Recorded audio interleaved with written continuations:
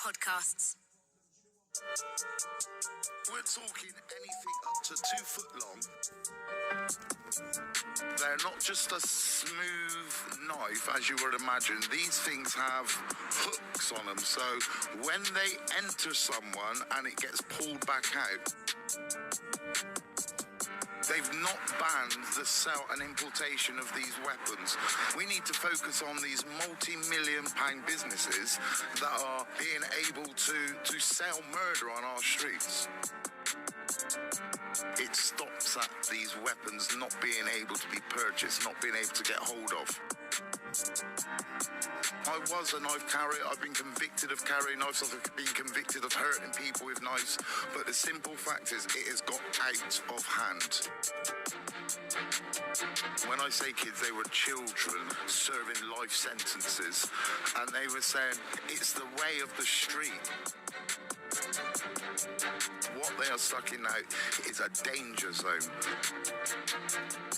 Paul Simmons is a recovering addict, mentor and activist. We caught up on the edge of Spring Gardens in Swindon at the scene of the town's most recent knife attack. It's very active around here, unfortunately. I believe it's pretty much an epidemic in Swindon, but all over the country it is getting out of hand. So I decided that I would petition the government to get a complete ban on the sale and importation of zombie-style knives. I could show you a dozen sites right now where I can order these and I could have one in my house tomorrow for about £50. How is it possible that they're being permitted to be sold? I don't understand it. I really don't understand it. The government are very quick to ban dangerous dogs, for instance. That's a big thing at the moment. But they've not banned the sale and importation of these weapons. We need to focus on these multi-million pound businesses that are being able to sell murder on our streets. Well, look, today, the Home Secretary James Cleverly has said that he's expedited the ban of zombie-style machetes and they're increasing the maximum sentence for selling knives to under 18s. What's your reaction? That's not enough. It's like a sidestep. They've gone, what we don't want to do is upset these big corporations. So what we'll do, we'll focus on the small shops who are getting it from bigger companies. It's the companies that are doing the damage. It's the companies that need to know this has to stop. These knives cannot be sold on UK streets because our kids are playing computer games.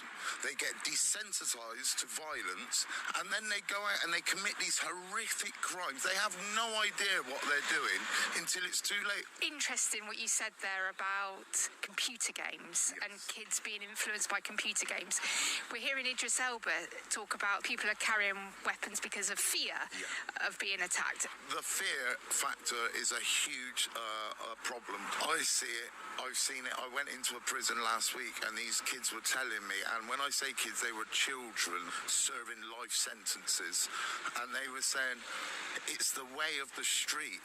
How am I going to leave my house being part of the roadman lifestyle, gang lifestyle, call it what you will? How can I leave my property without a weapon when I know everyone else around me has got a weapon? And that is the issue.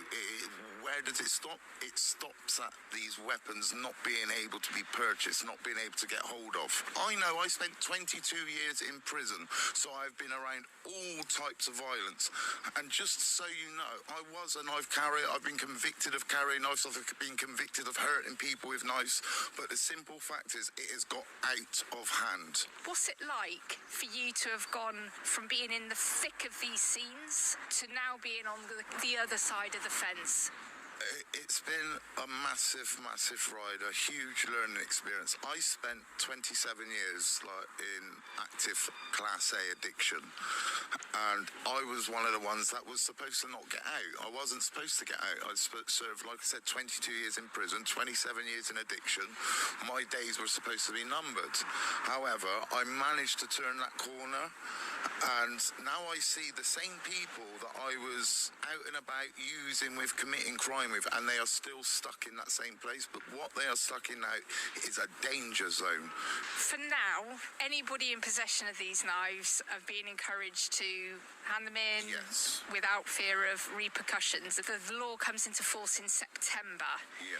You want to go further than that? Yeah. How can people get on board with your campaign? I've set up a petition. It's on the government website. It is banned the sale and importation of zombie knives. You can find me on all social media platforms, Paul Addict Mentor or Paul Addict Mentor Simmons, and it is linked in the bio to all of my social sites. You can go to any of these estates in Swindon and you can see the real impact of knife crime. It's got crazy out of hand. So come on, you lot, please sign my petition. If I get the 10,000 signatures, the government have to respond to my petition, and that is what it's all about.